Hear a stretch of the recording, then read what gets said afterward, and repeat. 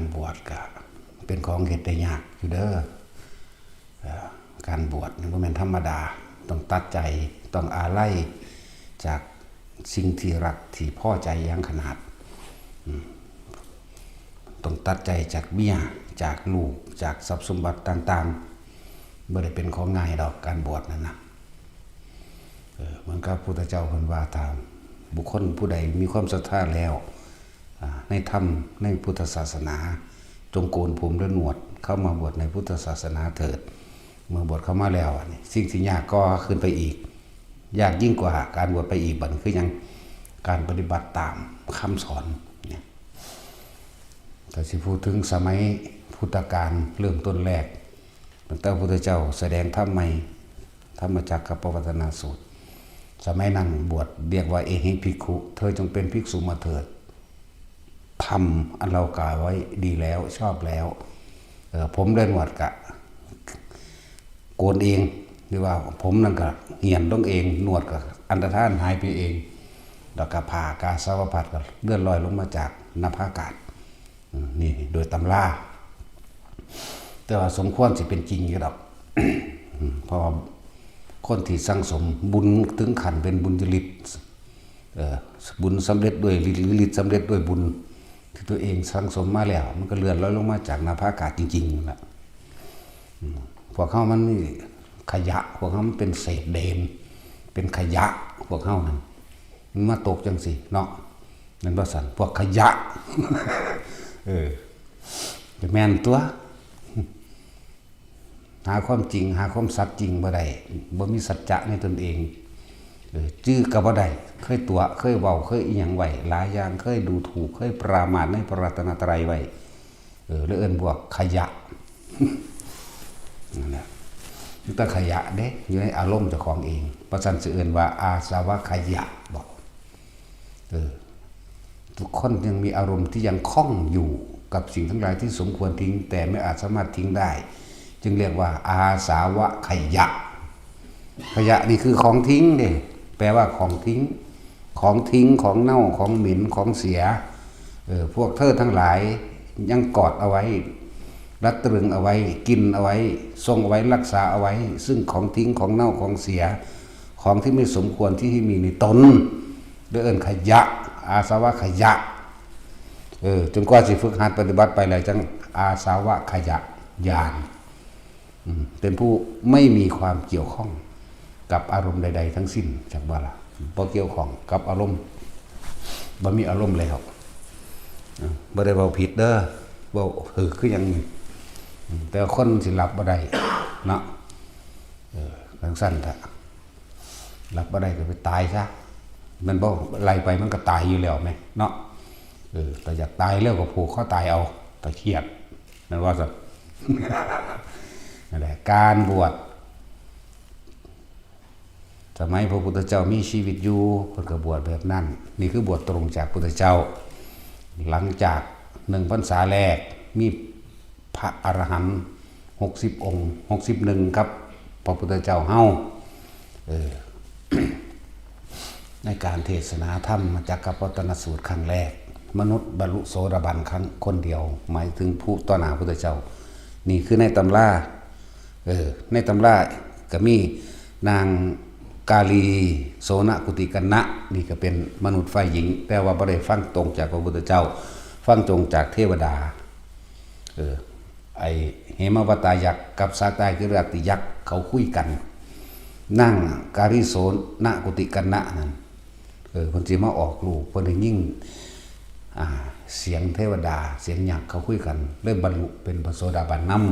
ำนั่นมันนี่คือมนุษย์ผู้หญิงในวันนั้นแท้ที่จริงคือฟังต่อจากว่าอะไรบ่ได้ต่อตรงจากพระเจ้าบ่แม่นจากพระโอษฐ์บ่แม่นบ่เป็นพุทธวจนะโดยตรงแต่ว่าเป็นคำของที่ยักษ์เขามาถ่ายทอดกันนั่งกับบรรลุนำอีกอย่างนึง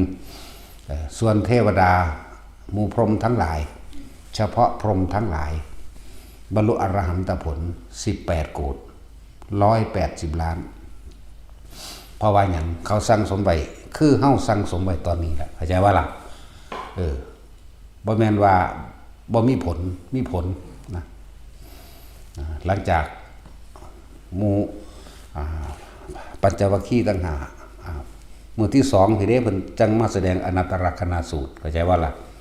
อนัตตลักษณสูตรคือการที่สองแสดงไปจังมีบรรลุทั้ง5องค์บัดนี้ต่อมาพยาสะจากว่าพยาสะบุญไหว้เด้คนรวยคักจากวันก็เลยมีปราสาท3ฤดูเหมือนพระพุทธเจ้ามีนางสนมคนใส่เนี่ยปราสาทละ1,200 คนเท่าไรบอกอย่าว่ามัน 3,600 คนแต่ยังเกิดความเบื่อหน่ายนี่คือบุญก็จะเต็มพยาสะมากพระพุทธเจ้าก็ฉายฉัพพนรังสีแสงสว่างออกไปให้หูให้เห็นก็มาฟังธรรมฟังธรรมตอนก่อนสิแก้มกับบรรลุโสดาบันบัดนี้ลูกเมียพอกับนางสุชาดานั่นแหละทั้งผัวทั้งเมียทั้งลูกทั้งบริวารนำมาแสดงธรรมอนุปพิกถาให้แก้หมู่พ่อหมู่แม่ฟังจบแล้วพระเนี่ยจังบรรลุอรหันต์อยู่ข้างหลังซึ่งพระพุทธเจ้าใส่ฤทธิ์ใส่เดชบังไว้อยากว่าล่ะใส่บ่ให้เห็น บ่ให้เห็นกันเมื่อเห็นแล้วพวกนี้บรรลุโสดาบันพวกบรรลุโสดาบันพวกพ่อแม่กับลูกเมียเพิ่นมานำแต่ว่าพยาสะบรรลุอรหันต์นั่นแหละแต่ว่าที่บ่ค่อยก้าวถึงอีกองค์หนึ่งคือโมเนยปฏิปทาหลานของไอ้ยังดาบทนั่นนะลืมอีกแล้วล่ะนั่นแหละนี่อีกผู้หนึ่งที่บ่ค่อยได้ถึกนับเขาแล้วก็หมู่พวกบริวารของพระยาสะจังตามมาอีกตามมาแล้วก็54บ่แม่นเลยแม่นล่ะ54คนมากก็ได้ฟังธรรมกับบรรลุอรหันต์ในพรรษาแรกก็เลยมีพระอรหันต์ทั้งเบิดนั้นบ่แม่น61 องค์ครับพระพุทธเจ้าแต่ว่าลืมนับไปอีกผู้หนึ่งในระหว่างนั้นก็คือพระอันยังลืมชื่อล่ะบ่อันสูตรบ้านมวยระยะปฏิปทาแต่ว่าชื่อเพิ่นจักชื่อว่าได้ลืมอีกล่ะสว่างได้ตัดสิน อย่างที่บ่าจะเพิ่งเว้าเจ้า งับปากไว้ พระอีหยังดอกลืมชื่อเพิ่นอีกแล้วก็สิคิดออกยังบ่ออกหัวละนั่นแหละต่อมาการเผยแผ่ธรรมะเกิดขึ้นตะกี้บ่ทันมีวินัยเข้าใจบ่ล่ะตะกี้บ่ทันได้มีพระวินัยเด้บัดนี้หลังจากออกพรรษานั้นแล้วอยู่รวมกันตะกี้คำว่าพรรษาก็บ่ทันได้กำหนดเดือนเด้เพียงแต่ว่าอยู่ร่วมกันเฉยๆเข้าใจบ่นี่บ่ทันกำหนดเดือนพร้อม1 เดือนก็เอิ้นพรรษา2ก็เอิ้น3ก็เอิ้นเด้ตะกี้อยากว่าล่ะบ่ทันได้มีพระวินัยเด้ตะกี้ยังกินข้าวแรงอยากกินยามใดก็ไปกินบินเอาเลยย่างไปตำเอาในครัวในเรือนเลยก็ได้หลังจากนั้นจึงเกิดปัญหามาหลายบางที่ก็ไปเห็นเขากำลังเซิ่งกันอยู่ก็มีหิวเข่าด้วยกันเนาะนั่นแหละจังเริ่มมีพระวินัยบางที่เขาก็ไปอาบน้ำอยู่ก็มีบัดหลังจากเพิ่นให้หมู่สาวกทั้ง60 องค์ออกไปเผยแผ่การบวชกับการบวชง่ายๆการกล่าวในการบวชแค่สำหรับหมู่พระสาวกทั้งหลายในบวชคือชื่อว่าปัญจโกณทัญญาปปปัญญมหานามะหรือพยาสะนี่เมื่อผู้อื่นจากบวชพระพุทธเจ้าอนุญาตให้บวชเลยเด้อย่าว่าล่ะถ้าท่านใดมีความปรารถนามีความศรัทธาที่จะบวชให้โกนผมเดินหนวดเข้ามาบวชเธอแล้วพวกเธอทั้งหลายจงกล่าวคำว่าพุทธังสรณังคัจฉามิธัมมังสรณังคัจฉามิสังฆังสรณังคัจฉามิพวกท่านทั้งหลายบัดนี้พวกท่านได้เป็นภิกษุแล้วพวกท่านทั้งหลาย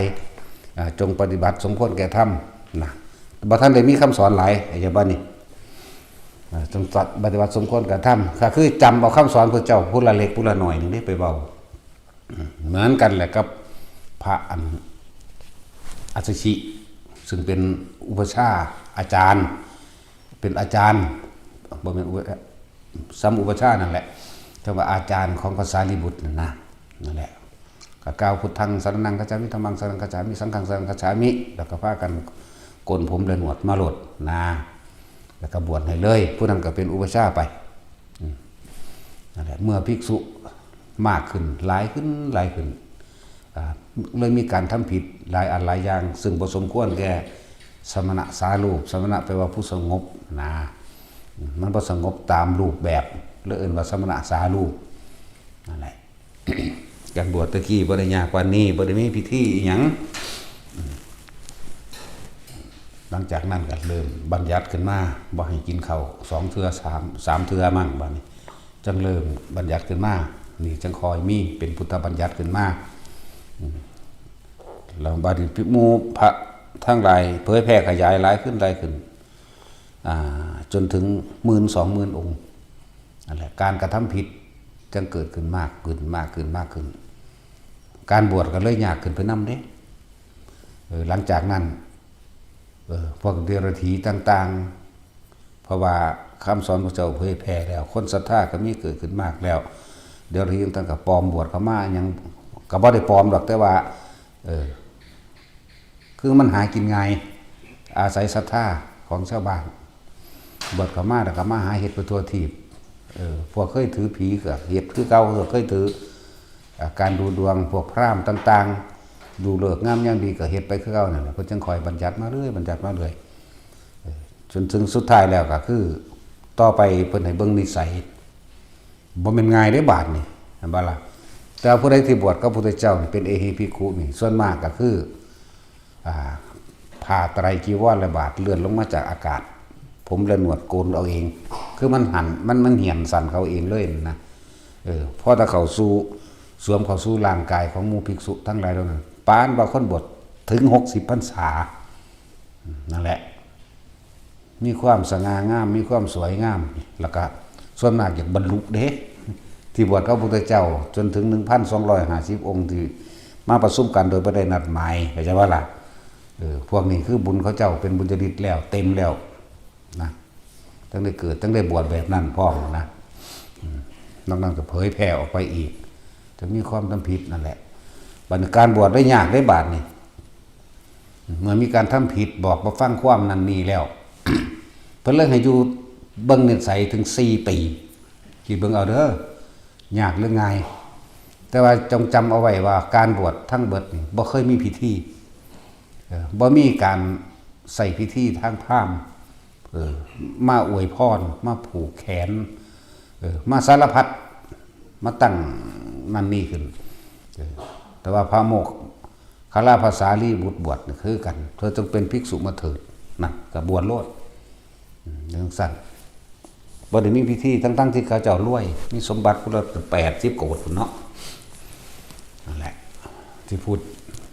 เราฟังเทียบเอาบาดภายหลังอันนี้เบาไปนี่หลังจากไปกรุงกบิลพัสมีภิกษุสาวกติดตามไปเพิ่นไปโปรดเอาพอเพิ่นหลังจากพระอุบาลีเนาะอุทายีบ่แม่นอุบาลีแม่นบ่วะ พระอุบาลีนี่เป็นสังตัดผมพระอุทายีที่เป็นหมู่เล่นเคยเป็นเสนาอมาตย์นั่นนำกันมานำไปเพิ่นฟังธรรมทีเดียวเพิ่นก็บรรลุอรหันต์หมดเด้นั่นก็ดีแต่ว่าเพิ่นเป็นผู้ทำให้ศรัทธาเกิดขึ้นระหว่างญาติกับของพระพุทธเจ้านั่นแหละค่อยๆเดินทางไปที่ระโยชน์ที่ระโยชน์ย่างเอาคนสมัยอาจจะเอิ้นว่าธรรมยาตราก็ได้เผยแผ่ธรรมโดยการเผยแผ่พุทธอัตลักษณะของตัวตนให้เกิดขึ้นให้คนเห็นว่ามันเป็นของแปลกมันของใหม่ได้ตะกี้มันเก่าแบบนี้ของใหม่ภิกษุเดินเรียงแถวกันสวยงามมีพระพุทธเจ้าเป็นประธานนะ16 กิโลหยุดพักทีนึง16 กิโลหยุดพักถึงแสดงธรรมเป็นจุดไปนั่นแหละสว่าสิถึงพุ่นกับมีนักบวชใหม่ตั้งที่บรรลุแล้วบ่บรรลุไปนำเพิ่นอีกหลายเด้จะเริ่มต้นแรกที่ไปนั่น 20,000 ลูกอรหันต์เบิดจักอะไรนั่นแหละพวกนั้นบวชตามไปเลยเป็นภิกษุที่ติดตามก็ว่าเป็นแสนพุ่นละบาดแล้วจังไปสร้างวัดอีหยังล่ะซื้อหยังแท็กซี่ วัดอีหยังป้าหยังเอานั่นจะบ่ นิโคทารามบ่นั่นน่ะนะที่พ่อเพิ่นเฮ็ดให้นั่นแหละมีภิกษุหลาย สิสรุปให้ฟังว่าสมัยตะกี้บวชยากคักต้องมาอยู่ถือนิสัยถึง4 ปีเอาฟังเบิ่งดีๆอันพวกได้บวชง่ายๆนี่พวกว่าเข้าใจหยังนี่เด้อต้องถือนิสัยอยู่4 ปีเป็นอย่างตามนอกนั้นก็แล้วแต่ความเห็นของผู้เป็นอุปชฌาย์ครูอาจารย์ที่ว่าสมควรสิบวชให้ก่อน4 ปีหรือบ่ก่อน4 ปีก็ได้ทั้งนั้นวันนี้กล่าวถึงบุตรของนางการีโสนกุติกนะคือเพิ่นออกลูกเมื่อนั้นแล้วเพิ่นบรรลุโสดาบันเผยว่าเผยพระศาสนาก็เผยแผ่ไปแล้วพระกัจจายนะเป็นผู้อยู่ในเมืองนั้นนะเมืองอุเชนีมันไกลเด้เมืองอุเชนีมันไกลจากกรุงราชคฤห์ใช่ป่ะล่ะพระองค์ไปอยู่พูนมีภิกษุแค่4 ลูกมีพระกัจจายนะแต่ว่าอันพระโสนกุติกนะนี่ซึ่งเป็นลูกของนางการีโสนกติกนะเข้าใจป่ะเพิ่นก็บรรลุธรรมอยู่ตั้งนานแล้วแต่ว่าเป็นเน้นเข้าใจว่าบวชเน้นเพิ่นอนุญาตอยู่เข้าใจว่าล่ะเน้นนั่นน่ะเป็นเน้นอยู่จนถึงอายุได้ถึงน่าจะอยู่ถึง26 ปีเข้าใจบ่นี่เป็นเน้นอยู่จังซั่นถึง26 ปีเพราะว่าหยังล่อภิกษุผู้ที่เป็นมานังคณะเพื่อนนี่มานังคณะในการที่เป็นประจักษ์พยานในการบวชนี่ตะกี้อาศัยภิกษุ20 รูปเด้จนอายุ26 ปีนี่แหละจังได้บวชพระนะเลยเกิดความหลายอย่างในการเผยแผ่หลายอย่างในการเพื่อให้เรียกว่าบุคคลที่สิเขามาบวชเรียกว่าศาสนาบุคคลมันเกิดขึ้นได้ยากมือหนึ่งก็เลยคุยกันเรื่องนี้แหละอยากเห็นพระพุทธเจ้าก็ว่าไปแต่ว่าพระกัจจายนะก็ได้บอกให้พระโสนนี่ผู้เป็นลูกศิษย์นี่ใช่ไหมล่ะให้ไปขอพุทธานุญาตเหมือนกับตัวเธอเองเนี่ยล่อการบวชนี่อยู่ถึง16 ปีจนอายุได้26 ปีก็ใช่ว่าล่ะคนบรรลุแล้วละแต่ก็ล่ะนั่นแหละจังว่าเดินทางมาหาพระพุทธเจ้าเลยได้อยู่ที่กุฏิเดียวกันกับพระเจ้าเลยมีคำต่อในสรรพนามต่อไปอีกว่ากุฏิกันนะที่จริงเป็นชื่อว่าโสนะหลวงพ่อโสนหลวงพ่อโสนบัดนี้มีกุฏิกันนะเด้อโสนะกุฏิกันนะนั่นแหละตะกี้ว่าท่านมีคำว่ากุฏิกันนะแต่คนโบราณเขาจะฉลาดให้จดจำเอาแม่นำให้จดจำเอาลูกนำหรือว่าให้จดจำว่าบุคคลนี้เป็นผู้ใดอยู่ในกุฏิเดียวกันกับพระพุทธเจ้าในคืนนั้นเพิ่นจังบอกแค่ว่าอุปชฌาย์ของเธอสอนอีหยังแน่ให้เธอจงแสดงให้เราตถาคตฟังก็เลยสวดสารพันให้ฟังบ่แม่นสารพันบ้านห้องฮีเด้มาวันนี้มา4 คนบ่แม่นเด้ มันก็เลยยางกันเด้อสวดมนต์สาธยายเฮานี่แหละจังจักว่าล่ะนั่นแหละสวดคือพวกเฮาสวดนั่นนี่แหละมันจึงมีว่าทำนองนั้นก็เลยขอพุทธานุญาตว่าพระเจ้าข้าตัวกับผมข้าน้อยเองนี่ต้องล่อบวชอยู่ถึง16 ปีจึงได้บวชจนอายุล่วงเลยเข้ามาถึง26 ปีกว่าสิบวชได้ภิกษุได้ทิ้นธุระกันดารถึงขนาดนั้นไกลเหลือเกินผู้มีความปรารถนาผู้มีความศรัทธาที่อยากบวชกับใครบวชบางคนก็ล่ออยู่บ่ได้บางคนก็ตายก่อนบางคนก็ยังเหตุผลมันก็ว่าไปขอพระองค์ได้ลดหย่อนพ้นการบวชมาให้เหลือแค่ใดก็แล้วแต่พระองค์สิเห็นสมควรเพิ่นก็จังลดลงมาให้จังว่าล่ะด้วยอาศัยสงฆ์4 รูปขึ้นไปจังซี่นะ4 รูปบัดนี้มีอุปชฌาย์มีกรรมวาจาจารย์แล้วก็มีประจักษ์พยานขึ้นมาแน่4 หรือ 5นั่นแหละการบวชจึงมีง่ายขึ้นมาจนเท่าทุกวันนี้เรียกว่าเป็นอนุบัญญัติตะกี้เป็นพุทธบัญญัติบัญญัติเป็นต้นแรกต่อมาจึงเรียกว่าอนุบัญญัติพุทธเจ้าบัญญัติคือเก่านั่นเด้แต่ภิกษุทั้งหลายเหล่านั้นเมื่อบวชอยู่ในสำนักนั้นแล้วได้บัดนี้พึ่งให้พวกท่านเธอทั้งหลายพึ่งตระหนักศึกษาให้อยู่ถือนิสัยแห่งอุปชฌาย์อาจารย์อาจาริยะอาจารย์หมายถึงปฏิบัติครูบาอาจารย์ให้อยู่จนถึง5 พรรษาเสียก่อนเข้าใจบาลบาท5 พรรษาเสียก่อนจึงให้ค่อยออกไปโดยลำพังผู้เดียวได้ ให้ขาดจากนิสัยหรือแม้ถึงกันนั้นถ้ายังไม่ขาดจากนิสัยหรือถือนิสัยไม่ได้เพิ่งว่ากล่าวตักเตือนให้เธอให้นักแน่นยิ่งกว่าเก่าไม่ให้ควรออกจากสำนักเข้าใจว่าหลักนั่นแหละที่จังหวะพวกเข้าซุมือนี่บวชเข้ามาแล้วก็จ่ออยากไปโลดจักแม่นอีหยังก็ยังว่าให้ศึกษาว่าซั่นสิเอาอริยวินัยให้ไปอ่านเอาเองบ่บางคนยังเถียงเฮาเลยแม่นบ่เว้าเอาเองบ่ว่าซั่นโอ้ยจังซี่แล้วเนาะบ่แม่นเว้าเอาเองบ่บ่ให้ขาดจากอัฏฐบริขาร8ตัวเองไม่หาพรรษานี่เพิ่นให้ใครควรเพิ่นให้ใส่ใจเพิ่นบ่ให้ส่งจิตออกนอกเพิ่นบ่ให้ไปคิดถึงเรื่องภายนอกเพิ่นให้ใส่ใจอยู่กับผ้าจีวรนี่สบงนี่อยากล้างสะนี่บาทนี่สังฆาตินี่เข้าใจว่าล่ะอายุจังสี่จนกว่าว่าสิพ้นนิสัยถ้าเธอผู้นั้นปฏิบัติได้แล้วเธอสมควรที่จะไปก็จงจัดให้ไปเถิดนั่นแหละพากันอ่านเบิ่งเด้อพวกอยากมาบวชนำแค่ว่าอาศัยสถานที่บวชง่ายแล้วก็จะไปโลดนั่นนะแค่ข้อเดียวก็เฮ็ดบ่ได้แล้วนี่มึงสิบรรลุธรรมหม่องใดเดี๋ยวนี้เนาะนั่นแล้วกะตะกี้มันบ่ทันได้มีวิไลบัติมันมีแล้วก็ต้องเฮ็ดตามตัวเนาะเพิ่นก็ค่อยๆตั้งขึ้นทีละ4ทีละ5ไปซื่อๆดอกก็คือจนเดี๋ยวนี้ก็227โดยหัวข้อใหญ่ๆจักบ่ล่ะหัวข้อใหญ่ๆสั้นต่อมาก็จะมีหัวข้อน้อยย่อยลงมาเรียกว่า227อีหยังก็ว่าไปบัดนั้นบัดนี้อันนั้นก็นี่ก็เป็นศีลอย่างหนึ่งของเธอแหม2,500มันเป็น 2,000 กว่าพุ่นตัวบาทนี่แม่นบ่ล่ะแต่ว่าผิดมากผิดน้อยเพิ่นก็ให้ว่าอันนี้เรียกว่าเป็นอนาบัติก็มีภิกษุต้นบัญญัติเป็นอนาบัติมั่งในอนาบัติก็มีหลายเหตุอยู่ดอกแต่ว่าอันนี้เป็นอาบัติอันนี้บ่เป็นอาบัตินั่นแหละเอิ้นว่าอนาแปลว่าไม่เป็นและไม่เป็นแล้วก็มีว่าให้แก้ได้ให้แสดงความบริสุทธิ์ใจแห่งตนบัดนี้เลยมีการแสดงอาบัติบอกบริสุทธิ์มื้อนี้แหละนั่นแหละฟังไว้แน่อันผู้ใดก็จ่ออยากอรหันต์โลดนั่นน่ะเนาะกูบวชโดนแล้วเด็กสิบอกให้เด้อมึงบ่ได้บ่เปิดเผยซื่อนั่นแหละจะคิดว่าหากระบวชเด้ บวชโดนแล้วหังเบาๆซื่อนั่นแหละคือเขาเห็นเฮาหากระบวช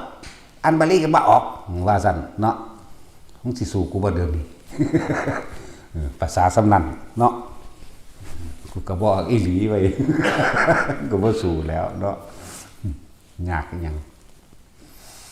นั่นแหละแต่ว่าให้ฟังไว้พวก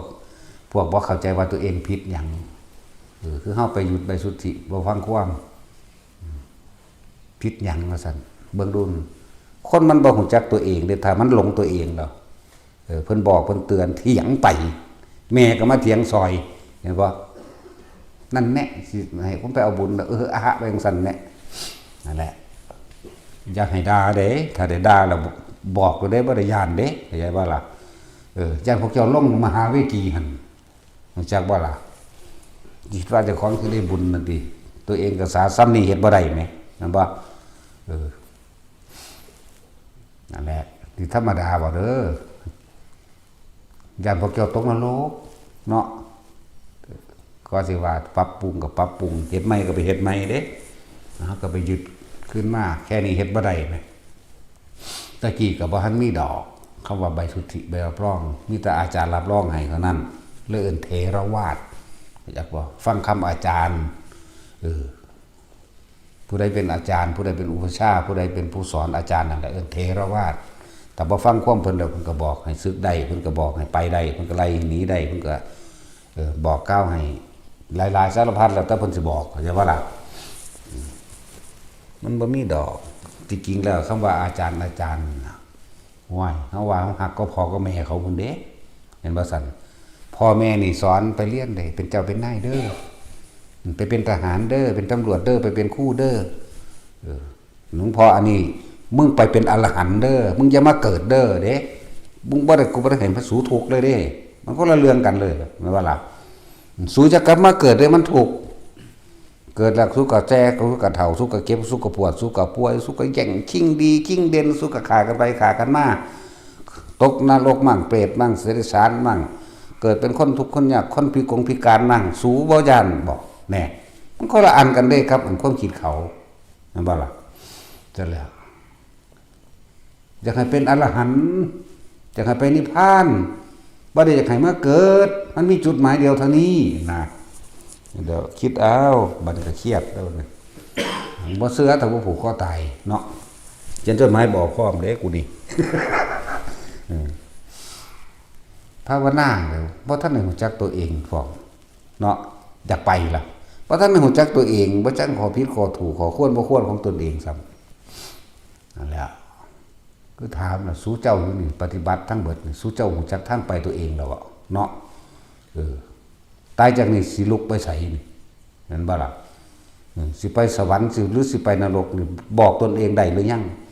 ยกมือไหว้ตนเองได้หรือยังนั่นว่าล่ะนั่นแล้วทำกับตนกับทำมันเป็นอันหนึ่งเดียวกันเราเด้นี่มันบ่ได้สะออนไผเข้าใจบ่ล่ะแต่ว่าสงสารย่านลงนรกเกิดเป็นคนมาทีเดียวนี่จัก500กับ1,000กับหรืออสงไขยเกิดเป็นคนทีเดียววัดปุ้มลงไปอีกไปแล้วเดรัจฉานเปรตสุรกายลงไปอีกแล้วอสงไขยหนึ่งอีกแล้วโผล่มาเป็นคนทีนึงลงไปอีกแล้ว100กับโผล่มาอีกทีนึงลงไปอีกแล้ว200กับโผล่ไปอีกแล้ว1,000กับพวกนั้นธรรมดาบ่ขนาดนั้นเด้เนาะนั่นแล้วมันบ่ได้รู้จักคือว่าล่ะเนาะอสงไขยแห่งหมู่สัตว์นี่แปลว่านับเข้าประมาณหาประมาณไม่ได้อสงไขยของสัตว์หมายถึงสัตว์นี่นับกันใส่กันบ่ได้เลยจำนวนมันหลายเกินแสนโกฏโลกธาตุนี่มีสัตว์อยู่เบิดทุกอนุบ่ได้แม่นแค่มาเห็นข้าวหม้อแค่แม่อยู่นี่เห็นว่าล่ะบัดนี้เอาแค่ในโลกนี่ในดินนี่ก็ยังมีสัตว์อยู่แล้วอันที่พ่อมองเห็นได้ใส่กล้องเบิ่งเอาเนาะพวกจุลินทรีย์เอาพวกยังพวกไล่พวกเล่นยังพอเห็นอยู่สูนับได้ว่าแต่เล่นนี่ก็เลย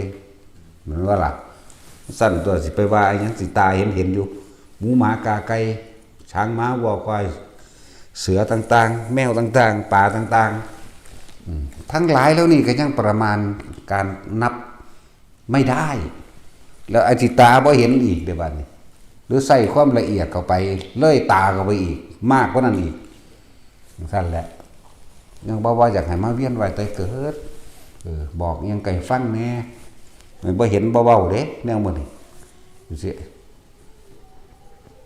มันทวงหาแมงพุ่นถ้าไปเล่นน้ำตาสินพุ่นเอาบุญน้ำตาสินเนาะถึงว่ายังอยู่ดี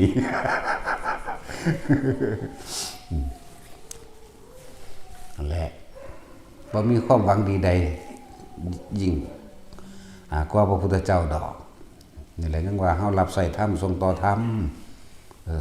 ความหวังดีนั่นคืออยากให้ไปนิพพานอยากให้สิ้นตัณหาอยากให้สิ้นอุปาทานจังบอกว่าให้บวชเข้ามาแล้วมันเจ้าสิบวชน้อยบวชหลายก็สร้างเต็มที่กับพระวินัยโลดมันสิเป็นอุปนิสัยมันบ่ผิดบ่พลาดแล้วมันบ่ตกจากว่าล่ะอุปนิสัยความเคยชินในการกระทำของหมู่สัตว์บ่แม่นแค่ศาสตร์นี้เด้ชินในการบวชศาสนาเกิดได้ซ้ำอีกก็บวชอีกเด้เอาไปมากกับพ้นเลยได้บัดจากว่าล่ะเรียกว่าเอิ้นว่าอุปนิสัยในการกระทำนิสัยหรือสันดานนั่นแหละจากว่าล่ะนั่นแหละ มันโนแมนคำหยาบเด้สันดานก็คือใจสันดานก็คือเคยชินในการกระทำของคนเดรัจฉานนึงได้กับเดรัจฉานนึงสั่นแต่ถ้ามันมาเป็นคนแต่มันสามารถแหวกออกจากเดรัจฉานได้แล้วมนุษย์เดรัจฉานโนงุ่มงามอยู่กับการทำมาหากินของตัวของเองแม่นบวชเข้ามาแล้วก็ไม่ได้สนใจความเดือดร้อนทางไผกูจะงุ่มงามอยู่กับการขายกระตุ้ดของขังกูจะงุ่มงามอยู่กับการบอกเลิกงามยามดีกูจะงุ่มงามผูกแขนให้พรงานใดจ้างกูไปทั้งนั้นจากบ่ล่ะนั่นแหละเดรัจฉาน ไม่ได้เกี่ยวกันก็ชุดได้บาทนี่นะและอีกอย่างหนึ่งการบวชจึงเน้นย้ำเป็นอย่างคือบ่ให้มีเหล่าเลยจักหน่อยหนึ่งนี่ที่ว่าผู้ใดเมื่อต้องการสังสมอุปนิสัยไปในทางพุทธศาสตร์แท้เป็นเพื่อเข้าถึงธรรมแท้แม้นมันบรรลุศาสตร์นี่แต่ว่าบ่ด่างบ่ปล่อยบวชปีหนึ่งก็ตาม3 เดือนก็ตามเดือนหนึ่งก็ตามอยากว่ามาฝึกมาหัดเอาอยู่นี่บ่แม่นแต่อยู่นี่หม่องเดียวผู้เขาเจ้าสั่งสอนอริยสัจสี่ผู้เขาเจ้าเรียกว่ากรรมฐานนั่นแหละมาบวชอยู่เฉพาะพวกที่เขาเจ้าเป็นพระป่าพระกรรมฐานซะว่ามันชัดเจนก็ได้เห็นบ่ล่ะมองที่เพิ่นฝึกหัดปฏิบัติในกรรมฐานเป็นรากเหง้าข้อมูลของพุทธศาสตร์เข้าใจว่าล่ะกรรมฐานฐานที่ตั้งแห่งกรรมคือการกระทำของตนอันเกิดจากใจเลิศกรรมฐานจากว่าทางสั้นเห็นไหมบวชแล้วก็ถ้าเขาบวชถูกต้องโดยพระวินัยแล้วมันก็บ่ด่างบ่พลอยมันก็บริสุทธิ์บ่เป็นโมฆะเด้พวกที่บวชเป็นโมฆะเป็นจังไดฆ่าสัตว์กินเหล้าเมายาจากว่ามีเหล้ามีการฆ่าสัตว์มีการจ้างมหรสพคบงั้นต่างๆเบิดละเราอันคนที่สิเข้ามาบวชมันต้องขานนาคหรือขอข้ามขออุปสมบทแห่งตนได้ด้วยตนเองอันนี้บ่จักหยังไว้มาตั้งกรุงเทพมุสลิมสลามมาทั้งเมาเหล้ามาทั้งนี่จัดงานไว้ให้เหรอพวกบ้านๆพวกบ่จักพวกบ่ปฏิบัติเข้าใจบ่นี่มันสิว่าบ้านๆก็บ่ได้เพราะพวกปฏิบัติก็มีอยู่แต่ว่าน้อยพันละหนึ่งคนหรือเคิงคนทำนี่อันแหละบางหอดบางคนก็เมาเหล้าเข้าโบสถ์เห็นบ่เขาเจ้าว่าเป็นอะไรก็เว้าผิดเว้าถูกเอาเว้านะโมด้วยก็เว้าบ่ถูกอีกพุทธังธัมมังสังฆังก็เว้าบ่ถูกอีกสารพัดแล้วก็ใส่สูทผ้าเหลืองเข้าไปคิดว่าสิได้บุญบ่คิดว่าเป็นการบวชเป็นโมฆะเด้แม้นพวกจัดงานหรือว่าผู้สิบวชพระก็เอิ้นว่านาคนะมันบ่เป็นนาคะบ่แม่นผู้ประพฤติประเสริฐได้นาคนะเขาจะต้องอยู่ในวัดเพื่อเบิ่งนิสัยก่อนสิบวชเห็นบ่ล่ะแล้วก็ท่องคำขานนาคให้มันได้ให้มันตรงมีพระพี่เลี้ยงคอยบอกคอยสอนคอยเตือนเด้นั่นแล้วว่าตั้งแต่เฮือนใดก็สร้างบวชลูกไผก็ตามสิรวยหรือสิจนก็ตามถ้าไปจัดงานหลักแต่ว่ามีการกินเหล้าเมายาเข้าไปมีพิธีต่างๆในการมหรสพคบงั้นเข้าไปฆ่าสัตว์กินเหล้าขานาคบ่ได้จากบ้านนี้จัดงานแห่เฮ็ดให้ยังหลายอย่างเดือดร้อนเป็นโมฆะเบิดนั่นแหละบอกมันชัดเจนโลดสิได้บุญหาแม่มึงบอกผู้บวชให้มันก็บ่จักหยังอุปชาบ่รู้อุปชาก็เป็นอาบัติคือกันไม่เต็มหญิงไม่เต็มชายมื้อนี่ก็บวชบ่ได้อีกคือกระเทยจังซี่นะแต่ว่าฝึกหัดตัวเองได้ว่าได้ไปสวรรค์ได้ไปพรหมโลกได้เหมือนกันนั่นพวกนี้เดี๋ยวอีตุงติ่งมันจะแหวกมาอีก ฝึกหัดได้แต่ว่าบรรลุตอนเป็นมนุษย์บ่ทันได้บรรลุตอนไปสวรรค์บรรลุได้เข้าใจบ่ตอนเพิ่นบ่ให้บวชซื่อๆเด้แต่ว่าฝึกหัดปฏิบัติได้ในตอนนี้อาจจะได้ตอนขึ้นไปสวรรค์สันนี้แล้วก็บรรลุไปได้อยู่แต่ว่าต้องสะสมไว้ก็ไปหาเบิ่งในพระปุคราบัญญัติเนี่ยเป็นหยังเนาะบ่งั้นเว้าเอาตามใจเจ้าของที่เฮาเว้านี่เว้าแต่ของเอาสอนไว้พระพุทธเจ้าเด้นี่จากบ้านนี่ที่เว้าอยู่นี่ บ่ได้สอนแบบมาคิดเอาเองเด้เอาตัวกิ่งมาโลด เน้นใส่ใจให้คักคือหยังนี่เด้เดี๋ยวบ่นี่สอนเชริญชาญทรงชาญแบบใดเอาความรู้สึกจริงๆมาให้กะโลดให้เฮ็ดจนเอาเองเป็นบ่ล่ะเฮ็ดเป็นกับเจ้าของเองโลดนะบ่ได้เว้าลอยๆเด้นั่นแหละการบวชที่เป็นโมฆะมีเหล้าท่องคำขานนาคก็บ่ได้แต่ว่าที่อนุญาตคนที่อ่านหนังสือไม่ออกหรือยังโดยความนั้นเพิ่นก็อนุญาตพอเต็มใจด้วยศรัทธาอย่างหนึ่งเข้าใจว่ามีพระพี่เลี้ยงเป็นผู้กล่าวนำได้ และอีกอย่างนึงเพิ่นมาอยู่ในวัดเรียกว่ามาเข้านาคภาษาบ้านเฮาเอิ้นเข้านาคนั่นว่าเพิ่นเบิ่งอุปนิสัยโอ้ผู้นี้ตั้งใจอ่านหนังสือบ่ออกแต่ว่าเพิ่นก็อนุญาตให้อยู่อันนี้นี่มันก็มี 1.11.2 มาอยู่บ่ได้ตายโตขนาดนั้นนะนั่นแหละมันกล่าวคำตามได้อยู่แต่ว่าบ่แม่นแบบว่าไปจัดงานอึกกระทึกคือโคมจ้างหนังจ้างหมอลำเล่นอยู่ในวัดตีกลองร้องเพลงรถแห่รถเฮยยังหึมสนุกสนานมักย่องมักสองโมฆะปึ๊ดลงทุนส่งสื่อนรกล้วนๆเลยวัดมังหันคำว่าวัดเป็นสถานที่ที่สิฝึกหัดปฏิบัติตนหรือทุดงควัดเด้บ่แม่นอารามแบบลักษณะนั้นบ่เข้าใจหรอกว่าบ่แม่นมีเวทีหมอลำบ่แม่นมีหม่องกลางหนังสายหนังแม้กระทั่งขายของนี่พิตึ๊ดนี่แหละนั่นแหละเบิ่งเด้อหม่องผู้เพิ่นฝึกหัดปฏิบัติดีสิรักษาพระวินัยรักษาธรรมหรือผู้เพิ่นที่มีโสดาสกิทาคาหรืออรหันต์ในวัดแต่ละหม่องมันบ่มีเด้แนวจังซั่นแม่นบ่ล่ะ มันบ่มีเด้เอาเบิ่งหลวงพ่ออินทวายสิมีอยู่บ่แนวจังซั่นมีผู้ใดไปจ้างหมอลำเขาไปเล่นในวัดเพิ่นอยู่บ่อีพ่อใหญ่บัวมื้อนี่บ้านตาดนี่สิมันมีบ่ล่ะก็บ่มีตั่วในใดจังซั่นเด้ล่ะนั่นแหละเขาเจ้าอยู่เขานาคอยู่ค้ำขานนาคเบิ่งอุปนิสัยฝึกท่องจนคล่องปากขึ้นใจฝึกหัดคล่องผ่าพร้อมแม่นบ่ซั่นนั่นแล้วเป็นจังซั่นท่องได้ก็พินทุผาภาษาอันพวกบ้านๆเขาเอิ้นกันพินทุผาเฮาเอิ้นอธิษฐานการใส่พวกบริขารต่างๆเขาเจ้าท่องได้ไปได้เบิดล่ะพูดดิขนาดนั้นดิจังเฮาจังว่าเน้นย้ำมันบ่ง่ายปานใดแต่มันก็บ่ยาก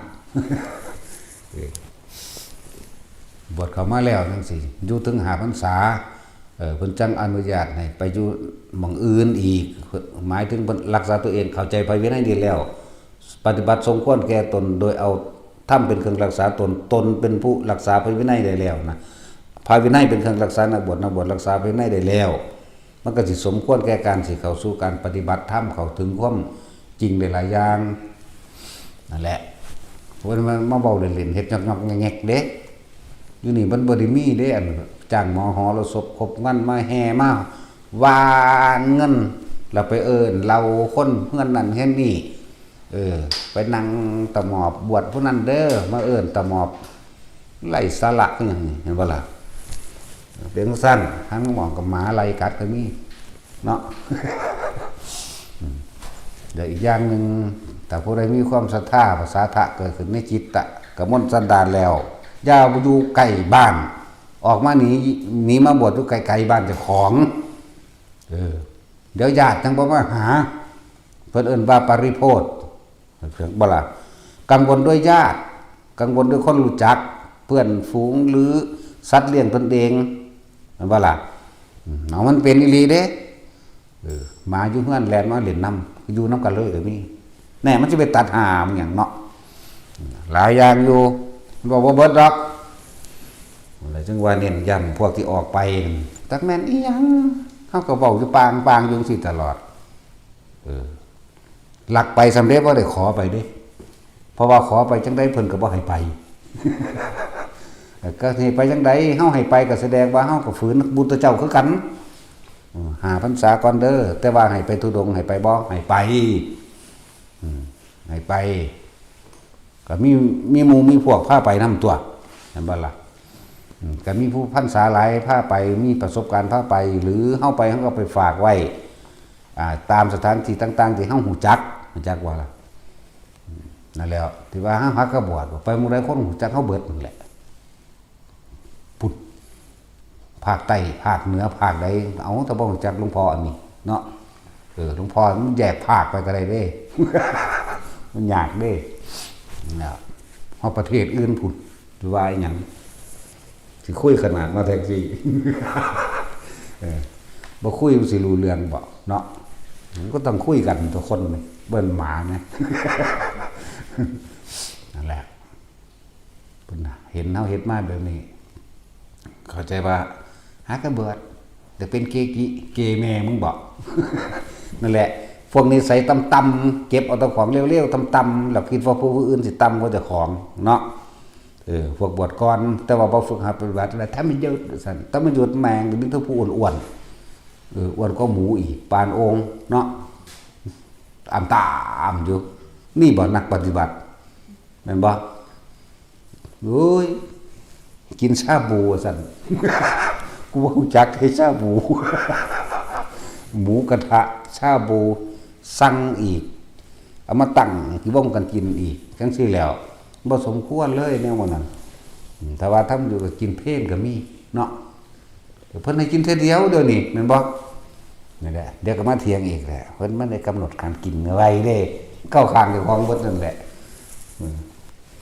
อยากกินเบื่อๆก็แล้วแต่กินโลดแต่แนวเฮ็ดตามพระวินัยเด้อจะเฮ็ดตามใจเจ้าของก็แล้วแต่ตัวแล้วฟังไว้เด้อ พวกเข้าใจว่าเจ้าของเฮ็ดถูกพวกเข้าใจว่าเจ้าของรู้นั่นบ่ล่ะแต่พระวินัยขอแรกกันยังบ่ฮู้แม่เนาะท่องคำขานนาคำเขาประสมพจน์ด้วยตนเองก็บ่ได้ผู้อ่านหนังสือออกแต่ว่านี่ผู้บ่ออกก็ยังนึงให้เด้อารมณ์บ่รวยกันตัวว่าล่ะนั่นก็เพิ่นก็บัญญัติมาไว้ให้เราเด้ล่ะมันบ่อ่านซื่อๆตัวในอริยวินัยมันบ่ล่ะตัวเองถึงหาพรรษาหรือยังจึงออกไปเห็นบ่จังซั่นก็ยังอีกล่ะหลาย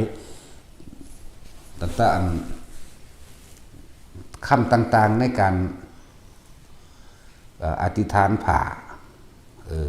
ทางคุณเขาจะเอิ้นพินทุเห็นบ่ก็บ่ทันได้เป็นแสดงอาบัติก็บ่ทันได้เป็นพิจารณาศึกอาหารปัจจุเวกขณะพิธีก็บ่ทันได้เป็นไปล่ะมันคันแล้วเฮาบอกเลยบ่บรรลุดอกฉลาดหลายบ่บรรลุดอกต้องโง่ยังบรรลุเนาะต้องโง่ตัวพวกฉลาดแล้วพวกมีปัญหาพวกโง่ๆนี่บ่มีปัญหาเด้ถ้าถามหยังมาเฮาก็ฮู้จักกูบ่รู้แล้วก็แล้วอันตัวเนาะกูบ่รู้กูโง่แล้วก็แล้วอันตัวอย่าไปเถียงกันสนะกันเฮ็ดหยังนั่นแหละปัญหาก็บ่ได้ไปใบสุทธิเฮาบ่ออกให้เด้ถ้าไปจังซั่นเป็นนั่นคือออกใบสุทธิให้เร็วเพราะว่าเฮาให้ไปทุดงนี่ให้ไปแต่ว่าต้องมีหัวหน้ามีผู้นำกับการออกใบสุทธิให้ภายในปีนึงจังซี่ในพรรษานึงกับการเจ็บไข้ได้ป่วยเวลาไปหาหมอเวลาไปติดต่อนั่นนี่มันก็สะดวกบ่ต้องแล่นไปหาอุปชฌาย์รับรองบ่ต้องแล่นไปหาเจ้าอาวาสรับรอง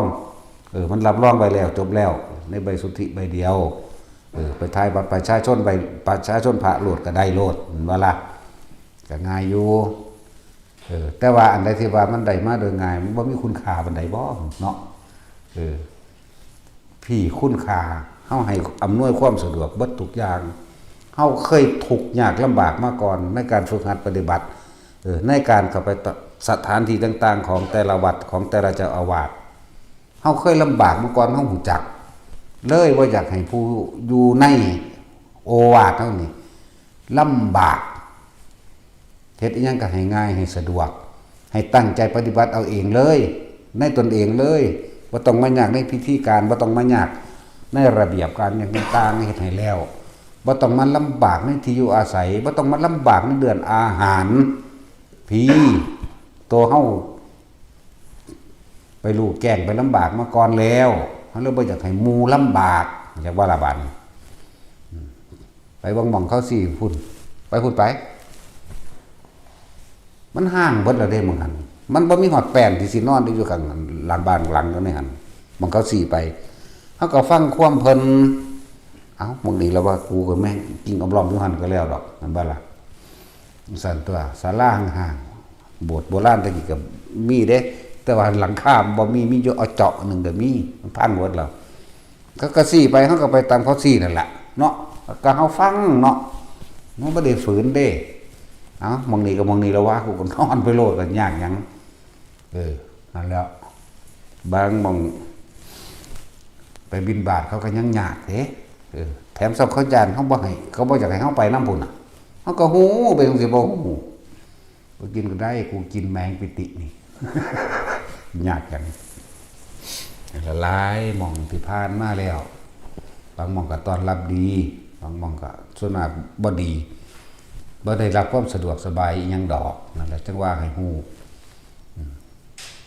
การเข้าไปอยู่อาศัยกับบุคคลผู้อื่นคือเหมือนกับดุลว่าเฮายังยื่นมือขอความช่วยเหลือจากผู้อื่นอยู่บ่เป็นตัวเองบ่เฮาตั้งใจฝึกหัดด้วยตนเองเฮาเบิ่ง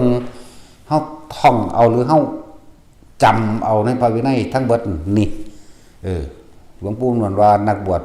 จะต้องรักษาพระวินัยเพราะว่าพระวินัยอย่างนั้นแหละเป็นเครื่องรักษานักบวชถ้าลูกแจ้งแตกฉานในพระวินัยแล้วเอาตัวรอดสัตว์เอาเต็มที่อ่านเอาเบิ่งอันนี้ควรอันนี้บ่ควรมือไปผู้เดียวเลยตัวบาดแต่ยังสั่นตัวได้แบบบ่แม่นแค่นี้เด้อที่มาเว้าว่าบาปอยู่นี่พอได้เอามาเว้าง่ายๆเด้บ่ได้อ่านมาให้บ่ได้อ่านมาเว้าให้ฟังเด้เอาประสบการณ์ตัวเองเลยก็เบิ่งในพระวินัยก็เบิ่งในพระไตรปิฎกก็บ่ได้ทิ่มพระไตรปิฎกได้บาดเห็นบ่ล่ะนั่นแหละแต่ผู้ใดสิมาบวชอยู่นี่ตอนนี้มีอยู่แล้วนาคสองนาคเฒ่ากับนาคหนุ่มนาคเฒ่าคิดฮอดเมียแล้วหลอดบ่เพราะว่านาคเฒ่านาคหนุ่มใกล้แน่นาคหนุ่มก็สิได้เร็วอยู่สั่นแล้วถ้าผู้ใดสิมาก็มาถ้าว่ามันยากก็จะมาทั่วเนาะสั่นตอนนี้มีนาคอยู่2โหบ่ธรรมดาเลยฮั่นก้อนฮอดมือบวชลักหนี6 ทุ่มก็มีธรรมดาเด้เต็มที่ผมโอนที่นั่นนี่ให้เขาแล้วผมสบายแล้วผมไม่เอาอะไรแล้วอาสันฮอนมือบวชแม่มึงพุ่นเขาไปเห็นอยู่ทางยางข้างโค้งเขาก็เอารถใส่เอาแล้วเขาก็เอาไปส่งคิ้วรถให้อยู่เขาบ่คุ้มดอกเนาะบ่อยากได้ปานนั้นเขาบ่คุ้มดอกนั่นแหละว่าเคยลำบากมาก่อนก็เลยต้องการให้ทุกคนบ่ลำบากนำบวชเข้ามาแล้วตอนนี้เขาบ่รู้จังเอาอ่านอริยวินัยอ่านขอวัดปฏิบัติตนเองเนาะอ่านธรรมะฟังธรรมะมันเมื่อยมันล้ามันนั่งมันอ่านล้าเดินจงกรมนั่งสมาธิก็ว่าไปเห็นบ่เดินสมาธินั่งสมาธินอนสมาธิไปเอาเต็มที่โลดความอยู่ความสะดวกสบายห้องน้ำอยู่ในโตหรือจะให้สวมใส่เฮ็ดสะดากไว้ให้นอนไปพร้อมทายไปนำกินไปพร้อมแบบนี้บ่เอาแบบนั้นบ่มันเปินไปแต่เดี๋ยวนี้มันก็เกินเดือนนี้เนาะพัดลมพุ่นละ2 โต 3 โตไปละบาทหรือจะอยากติดแอร์พุ่นคุณบาทนี่บ่ได้ให้มาติดได้บาทนี่มันเวอร์หลายก็เลยเนาะนั่นแหละเครื่องซักผ้าก็มีธรรมดาบ่โอ้ยใครก็เอาคนใส่วะเอาคนใส่มานำโอ้เดินจงกรมให้ฉันหน่อยเด้อคุณนายถ้าเล็กขาเบิ่งเธอเดินชั่วโมงหรือยังว่าอีหางเลยจังจะจังสันมึงอย่ามาได้อีผีปอบพวกประสาทพวกเสียเส้นมึงอย่ามาได้แบบนั้นแต่นี่ก็พวกอารมณ์อร่วยให้คักก็ได้ดิเครื่องซักผ้ามีอยู่สู่มุมบ่โลดเนาะแม่ซี่มันสิตีกันเรื่องเครื่องซักผ้าก็เลยเอาแยกไว้มุมนั้นแน่1 2 3บ่4 5เบ้ยขนาดเลยอยู่ไสมันมีเดี๋ยวนี้เนาะบางคนก็ยากน้ำกุดยากน้ำหม่องใดบ่มีเน็ตบ่มีเน็ตโอ้ยสารพัดเป็นบ่เป็นใดล่ะบาดนี้เฮ็ดน้ำคักปานนั้นเด้บางหันก็บ่ดีบางนี่ก็บ่ดีเพราะหยังอับสัญญาณบ่มีเน็ตขนาดนั้นเด้โอ้ยต่อไวไฟว่ะสารพัดโอ้ซึ่งมันหามันหยังดอกเฮ็ดให้ได้คักปานนั้นแหละความเป็นอยู่เจ็บไข้ได้ป่วยเฮาก็มีรถพาไปมีคนขับพาไปรักษาให้อย่างดีพุ่นล่ะ เนาะบ่ได้ออกจักบาททางวัดออกให้เบิดค่ารักษาเจ็บไข้ได้ป่วยนั่นนี่ก็เลยแล้วก็หลายๆอย่างอีกยิ่งกว่านั้นไปแหละสารพัดปานนั้นยังมาเว้าพื้นเฮาอยู่เนาะผู้ใดบ่พอใจอยู่ผู้ใดอันมาเว้าพื้นหลวงพ่อมึงหนีเด้อย่าให้กูออกสื่อเด้ถ้ากูออกสื่อกูถ่ายรูปไว้พร้อมบุคคลอันตรายเลยเด้จักในตนเองก็ไปโลดเด้อมาอยู่น้ำเพิ่นมาเว้าพื้นเพิ่นแล้วก็เว้ายุ่งๆให้ผู้นั้นผู้นี้แตกกันมึงสิอวดรูปไปไสเด้อนี่เนาะมาแล้วก็ทำร้ายตนเองเด้อจะบอกให้เด้อคนพยายามฆ่ากูนี่มาหลายเทื่อแล้วเด้กูก็ยังบ่ตายอยู่คนพยายามสิทำลายอยู่ในวัดนี่สิล่มวัดลือวัดนี่ก็บ่แห้งกูก็ยังกูคือเก่าอยู่เด้เนาะภาษามาอยู่น้ำเพิ่นอาศัยเพิ่นแล้วมาหาเว้าพูนเพิ่นผู้นั้นผู้นี้เว้ายุ่งๆให้ผู้อื่นแตกกันนั่นแล้วมันบ่ได้มาปฏิบัติธรรมเด้มันมาแมงหยังบุเนาะนั่นแหละเบิ่งตนเองเด้ออยากไปก็ไปแต่ว่าคนบ่รู้จักตัวเองดอกก็ต้องมีผู้บอกเนาะบ่แม่นไปหากินยาบ้าซั่นบ่นั่นแหละแต่ดูตัวเองก็ไปก่อนจะเพิ่นไล่เหาะเนาะนี่ก็ไล่แล้วล่ะว่าไล่แบบสุภาพเพราะว่าเฮาเป็นสุภาพบุรุษเนาะตัดสิน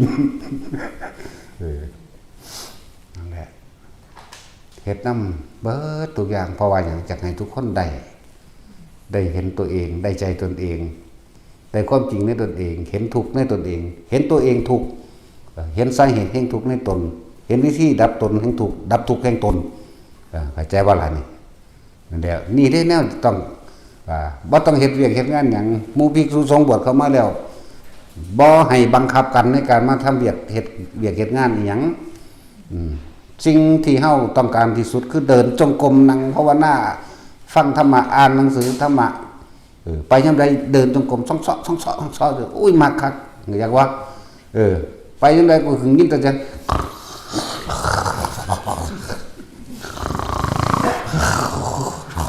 ผมทางคนก็ตดโอ้ยมันธรรมดาเด้ยืนฟังอยู่โอ้ยภาวนาสักมันหามันอีหยังกระดานนั้นยังบ่ว่าเด้โอ้มันภาวนอนอยู่เดินเติบอยู่นั่นแล้วบ่หมู่บวชเข้ามาแล้วบ่ให้บังคับกันถ้าทุกคนต่างมีศาสดาหมายถึงพระวินัยที่เฮาแจกให้เลยรู้จักบ่ล่ะทำอะไรวินัยแหละเป็นศาสดาของเธอมันบ่ซั่นก็เอาอริยวินัยให้ผู้อ่านบ่ออกก็จังถามหมู่เอาตัวมีอยู่ดอกพวกเขาเจ้าคอยแนะให้อยู่นั่นน่ะนั่นแหละโอ้ยมันเป็นจังสิอ่านบ่ออกมันบ่ได้หลายปานนั้นดอกคนอ่านบ่ออกมันบ่ล่ะก็เพียรพยายามอ่านเอาเองต่อไปก็ดีบ่ให้บังคับกันบ่ให้ไปเว้าใส่กันถ้าว่าเจ้าของปฏิบัติดีแล้วจะไปตำหนิผู้อื่นว่าบ่ดีไหมเนาะดีก็ดีเจ้าของไปตัวมันสิไปดีหาบ่ทั้งใดในเมื่อตำหนิผู้อื่นอยู่ว่าบ่ดีอยู่ในที่เดียวกันสำนักเดียวกันก็ฟังผู้เดียวนี่ตัวบ่ล่ะฟังอาจารย์ผู้เดียวทั้งหลวงพ่อผู้เดียวนี่แหละ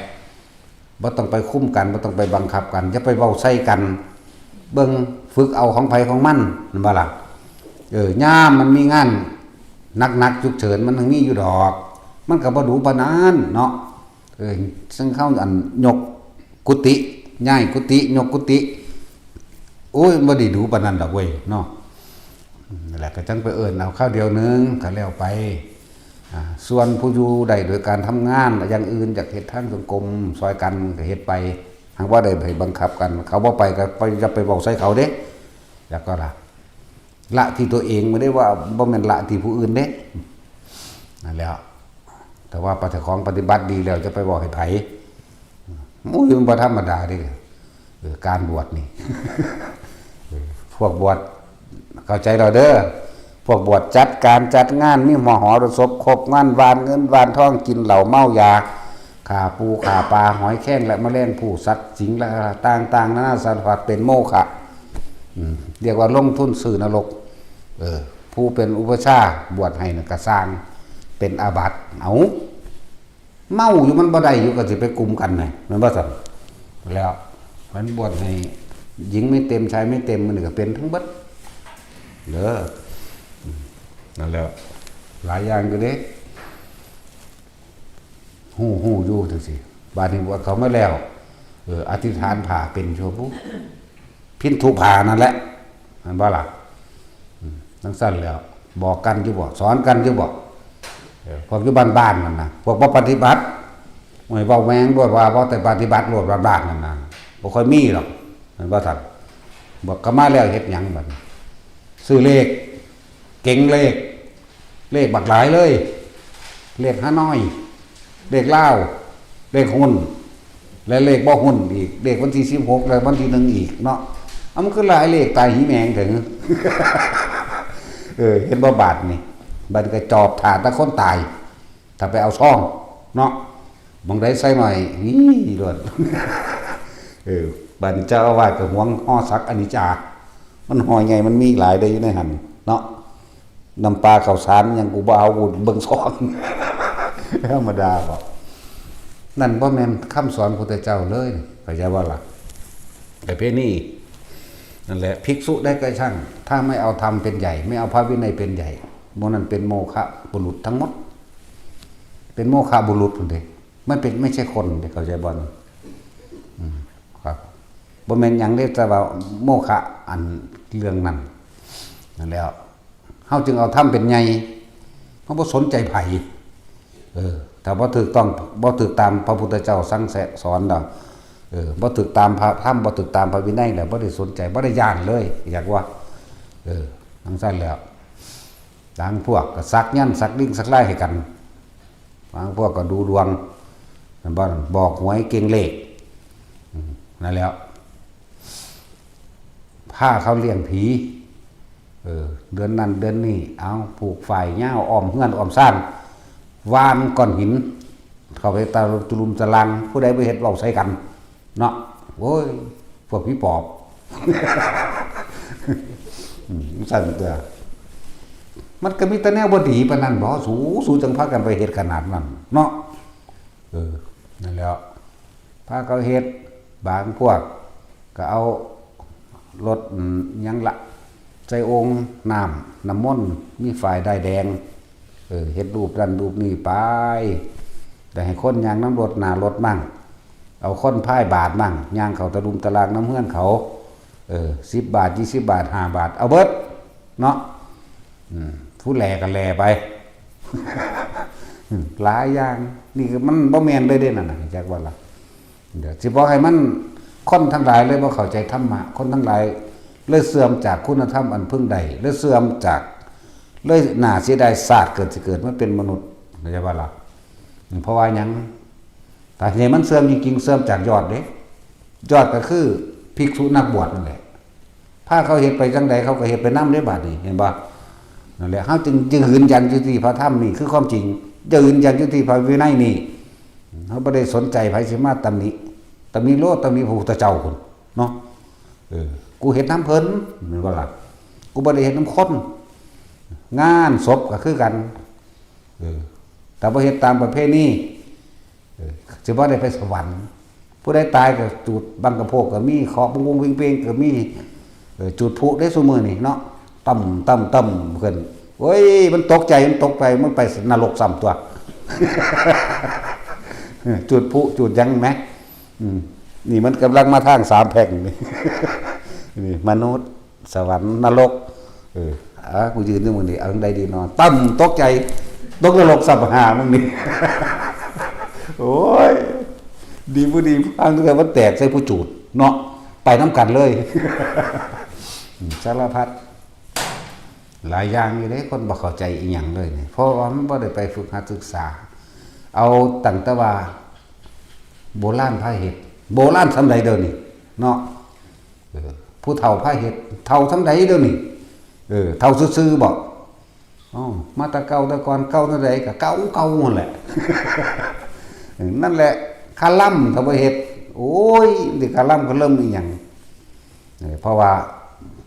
บ่แสวงหาผู้รู้จริงเอากับผู้เพิ่นรู้จริงก็เป็นจังได๋ก็ พูนคือวัดปานะเขาหน่อยอีพญบัวเด็กตะกี้เพิ่นก็ยังเทศน์อยู่ป่างอยู่เนาะนั่นแหละมองผู้รู้จริงคือวัดบรรตาดอีพญบัวนั่นสมัยกี่ก็ดีวัดเดี๋ยวนี้ก็หลวงพ่ออินถวายปานะคำน้อยหลวงพ่ออันสิ้นคิดมันก็ไปที่ไหนหลวงพ่อสิ้นคิดครูบาชายครูบาทุ่นหัวหลานมันก็ไปหามันน่ะติเนาะหลายองค์อยู่ได้ล่ะเขาเจ้าแสดงจริงๆกันบ่พอใจโลดเขาเจ้าว่าปลุกเสกเครื่องร่างของขังให้เนาะนั่งสั้นเด้อครับแล้วมีจะได้ของจริงของแท้อีกหนึ่งหลวงปู่น้อยจักว่าหลวงปู่น้อยนี่ทำอยู่ในอย่างเดียวตรงๆไปอย่างเปียงใส่รถนะว่าห้วยลิ้นนั่นนะกันนวลขอนแก่นนั่นนะไปทั้งคำไงนั่นแหละไกลบ้านเฮาเดี๋ยวเขาปลูกจักทางขนาดบ้านเจ้าของยังเฮาบางยังบ่รู้จักเพราะว่าเขาไม่มีบ้าน คนไม่มีบ้านอยากบอก บ่ได้ชินบ่ชินจังหม่องนั่นแหละไปมองหลายองค์อยู่ได้ล่ะหลวงพ่อสุชาติเมื่อนั้นหลวงพ่อสุชาติหลวงพ่อโสภาน้ำเขียววังน้ำเขียวนั่นหลวงพ่อปราโมทมื้อนี้ยังอีกละ ลืมแต่ไปหาหลวงพ่อเยือนค่ะต้องผสมปูนเก่ง ต้องทำงานเก่งแต่ว่านั้นงานกับกรรมฐานเคลื่อนเดียวกันเด้ถ้าเข้าใจเด้อคนสิข้านไปอยู่บ่ได้เด้กับอีพ่อใหญ่เยือนนั่นเพิ่นให้อยู่จุดหนึ่งกายทำงานแต่ใจอยู่ในกายเข้าใจบ่นี่เนี่ยคนบ่เข้าใจซื่อๆเด้อยู่ในความรู้สึกในกายนั่นหลวงพ่อเยือนมื้อนั้นก็ไปที่แต่ว่าต้องขยันเด้พ่อใหญ่อันนี้แล้วหยุดน้ำปลาน้ำดงน้ำมันคือหยังนี่เพิ่นกวาดปูนก็ว่ารู้จักใส่บูทบ่จักใส่บูทดำตั้งแต่คนก็เกิดว่าดำอยู่แล้ว ยังมาถือแดดเผาอีกนั่นแหละพระดีจักว่านั่นแหละพระดีหลวงปู่ทอเยือนนั่นแหละสั้นตัวหลวงพ่อประโมทมื้อนี้ถ้าจะมักไพเราะพอพิงนั่นแหละพระดีหลวงพ่อสุชาติบอกมวนไพเราะพอพิงว่าคือเฮาได้แล้วแต่หีแมงมาเอาได้เด้เสื้อพ่อดาดูเขาอีแตดมาก็แตดมาเด้สะอ่อนเด้นั่นแหละแต่ว่าเลือกเอาพวกอันที่เข้าใจว่าเจ้าของถือสำนึกสำเนียกก็มาเบิ่งตัวเองตรวจสอบตัวเองเด้อปี1 2 ปี 3 ปีก็ยังคิดว่าเจ้าของพ้นเราก็บ่ได้แม่นเด้นั่นน่ะเนาะ5 ปีพุ่น5 ปีได้เป็นอย่างต่ำถ้าเพิ่นให้ไปก็ไปจังไปได้ถ้าเพิ่นบ่ให้ไปฟื้นไปก็เป็นอย่างอื่นนั่นแหละไปสุดท้ายเอาตัวบ่รอดก็มีเห็นบ่ล่ะเหมือนพ้นอยู่แต่ว่าเอาตัวเองบ่รอดต้องสั้นแล้วถ้าเว้าขึ้นควรอรหันต์ บางพวกไปแล้วก็ไปหาตำหนิเพิ่นเขาสิดีหรือเสียสิเลวการตำหนิติเตือนบุคคลผู้อื่นถึงเขาสิผิดจริงก็ช่างแต่ว่านั่นเป็นการซ้อเรื่องกังวลเร่าร้อนเข้าสู่หัวใจเจ้าของดีๆนี่เองเด้นี่คำบอกหลวงปู่หมั่นเด้เราร้อนกังวลอย่างไปตำหนิเขาว่าเขาปฏิบัติบ่ดีอันเฮาเว้าแต่อันผู้ที่มาอยู่นี้แต่ว่าถ้าผิดวินัยเฮาก็ตำหนิโดยวินัยเด้เฮาบ่ได้เอาอารมณ์ตำหนิเข้าใจบ่ล่ะบอกสอนโดยพระวินัยโดยพระธรรมบ่ได้บอกสอนโดยอารมณ์บ่ได้หวงลาภแล้วก็บ่ได้หวงศรัทธาคนซ้ำมีแต่บอกไปเนาะบ่ได้หวงศรัทธาคนเด้บางคนหวงฮอดศรัทธาคนบ่อยากให้ผู้อื่นไปแต่ไปนี่ไปโลดมีแต่นรกกันเลยอยู่หั่นว่าเด้เนาะจังเขาไปจากเจ้าของแม่เลยเอานรกให้เขาสแกนเบิ่งแล้วอยู่หั่นมีแต่นรกว่าซั่นสแกนหีแม่มึงบอกเนาะคือบ่สแกนหีมึงหั่นแหละอีห่าน่ะก็เลยจังซั่นแล้วสแกนโลดโอ้ยสแกนผัวสแกนเมียเบิ่งหั่นอย่างแล้วบางคนก็ห้ามกันบ่ไปหันไปนี่ โอ้ยกูขึ้นไรไปแท้เนาะนี่แต่บอกไปเด้ออันที่แนะนำไปนี่อันแล้วไปเบิ่งธรรมะมันบ่เป็นของไผดอกผู้ใดฝึกผู้ทำปฏิบัติได้ก็เป็นผู้นั้นแหละแต่ว่าให้เลือกเด้อบาดนี้บอกให้เลือกพระพุทธเจ้าเพิ่นก็สอนให้เลือกอยู่เด้หน้าดีเป็นจังไดหน้าดอนหน้าลุ่มเป็นแบบใดทำน้อยได้ผลมากทำมากไม่ได้ผลอะไรเลยแซมซ้ำมีนรกเป็นของแถมหนึ่งเยอะแยะเด้เป็นบ้าล่ะแล้วมันก็ต้องการอยู่เด้อ บอกให้เลือกบอกให้ไปเลือกเอาหุ้นหลวงตาสินทรัพย์อยู่อุบลเป็นบ้าล่ะหลวงพ่อเยือนอยู่สุรินทร์ศรีเกตอยู่สมองหลวงพ่อใหญ่อันนั้น แต่ว่าส่วนมากอยู่น้ำปูนอยู่น้ำพังแหละนั่นแหละหลวงพ่อประโมทหัวมวลสอนดีถ้าจะฟังก็ฟังไปโลดทั้งองค์ใดก็หลวงพ่อสมภพมื้อนี้นั่นแหละอีกมื้อนึงคือว่านั่นแหละเพิ่นรับกรรมของเพิ่นอันนั้นหลวงพ่อบุญมาจังสิมันก็เบิดกำลังแน่แล้วล่ะแต่ว่าจะเจ็บจะปวดก็พ่อจะตายก็ตายโลดเนาะขออยากให้เจ็บให้ปวดตัว เอาความตายมันเป็นของธรรมดาอยู่เนาะบ่อยากให้ไผเจ็บให้ปวดนั่นแล้วหลวงพ่ออินทวายมื้อนี้ไปหลวงพ่ออีกองค์ใดองค์หนึ่งดอกอยู่ผู้ไม่ห้าวไม่หวกนี่นะหลวงพ่ออัลลั่นยังนี่แหละเนาะหลวงพ่อขั้นชิดเว้ยหลวงพ่ออัลลั่นจากมาตรฐานไหนมันขึ้นมา ก็มีอยู่ละก็สิมีอยู่หั่นแหละนะมันนี่แหละต้องไปจังสั้นไปบวชอยู่หม่องจังสั้นจังได้ศีลได้ธรรมได้ข้อวัดปฏิบัติที่เป็นของจริงอะไรจังว่าเบาให้ฟังแน่จะพากันงมง่ายอะไรคนตายก็ทำพิธีสารพัดต่างๆนั่นน่ะเอาไว้4-5 มื้อเบิด200,000-300,000บ่ล่ะตั้งผ้าเข่าตั้งมันนั้นมาฟังเอาอยู่นี่จากหูจักตายแล้วมันเกิดเลยมันบ่เป็นนางขมอถากินยังก็ไผอยู่หั่นเด้จักบ่ล่ะเวลาน่ะก็มาว่าเอ้าเขาเจ้าคือว่าอันนั้นเขาเจ้าว่าตัวเองเห็นหรือยังแม่นบ่แล้วจิตสุดท้ายคือความคิดสุดท้ายมันคิดอยู่ไสแม่นว่าล่ะเดี๋ยวจะว่าต้องมาฝึกมาหัดมาปฏิบัติเอาเด้แนวมื้อนี้บ่แม่นเลื่อนๆลอยๆเด้เพราะเฮาตายปั๊บมันไปเลยเด้มันบ่เป็นนั่งเฝ้าศพให้ฮือคือเขาว่าเด้แม่นบ่ล่ะแล้วก็ของนอนหลับคิดถึงหยังจิตสุดท้ายนอนหลับนั่นแหละมันบ่ต่างจากตายได้ล่ะถ้านอนหลับแล้วมันอยู่ในตนเองเด้อยู่ในลมเด้ในอุณหลมเด้มันสิไปไสมันก็ทรงชาติเจริญตายในชาติกับเป็นอุเบกขาไปไสอุเบกขาก็ไปสู่พรหมโลกซะก่อนตัวแล้วก็ต่อเอาข้างบนตัวนี่เฮาสอนแนวนี้อยู่นี่เฮ็ดให้มันเป็นแล้วบ่แม่นตายแล้วท่าคนใช้บ้านพาเฮ็ดบ่แม่นพระดอกหมู่พระภิกษุทั้งหลายเหล่านั้นเฮ็ดว่าภิกษุทั้งหลายเหล่านั้นบ่แม่นผู้นำจิตวิญญาณเพราะว่าตัวเองก็ยังบ่เข้าใจจิตวิญญาณตนเองเนาะบ่เข้าใจความคิดบ่เข้าใจความรู้สึกบ่เข้าถึงธรรมเขาเฮ็ดนั่นได้ก็เฮ็ดไปบางหม่องก็ตายวันอังคารวันศุกร์วันนั้นเผาบ่ได้ติดวันศีลวันพระติดสารพัดแม่นบ่ล่ะจักเว้าให้ละเอียดก็นี่อยู่ ก็เว้าไปจังซี่ล่ะเรื่อยๆเพราะว่าเดี๋ยวไปจัดอีหยังมันยากแต่เดี๋ยวนี้เนาะตายแล้วเผาทิ่มไปเลยแหละก็แล้วไปเด้อล่ะพระอัญญาโกณทัญญาหังเป็นพระอรหันต์ผู้แรกของตัวเนาะมันคือตายอยู่หน้าธรรมสัตว์ท่านบุญสร้างได้ไปเผาเอาเนาะคู่จังเนาะกับไผดอกบ่มีผู้ใดเห็นน้ำหามึงนี่ เนาะว่าซั่น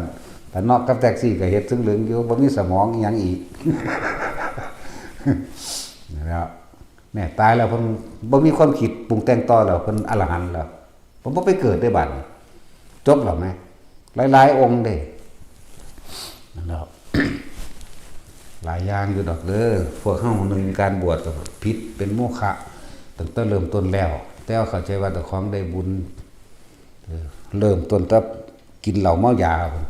มาฆ่าปูฆ่าปลาหอยแข้งแมลงภูมหรสพครบงั้นแ แห่อ้อมบ้านจูดบังตะลงตะไลฟื้นฟาดแฟดไปอีกสารพัดที่เฮ็ดไปอันนั้นบ่แม่นพระธรรมบ่แม่นความจริงอันนั้นบ่แม่นพระวินัยที่พระพุทธองค์บัญญัติ